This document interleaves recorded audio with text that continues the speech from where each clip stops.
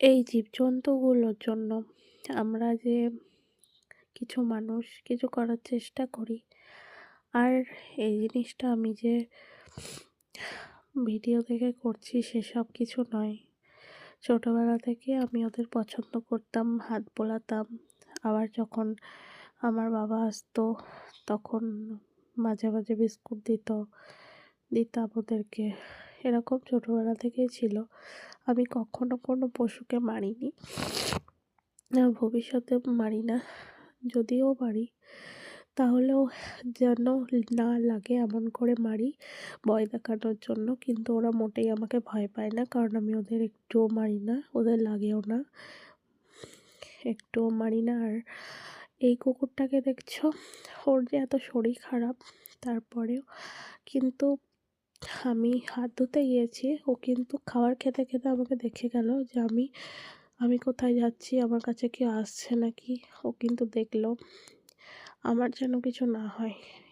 এই পশুগুলো এত ভালো হয়, এত ভালোবাসে আমাদের, কিন্তু আমরা এদের অবহেলা করি। মানুষ আমাদের ভালোবাসে, কিন্তু সব মানুষ কিন্তু ভালোবাসে না। মানুষের কিছু কিছু গুণ আছে, যার জন্য কিছু মানুষের, সব মানুষ নয়, কিছু মানুষের গুণ আছে যে মানুষকে কষ্ট দিতে হবে, কথা শোনাতে হবে, কিন্তু এরা সেটা করতে পারে না।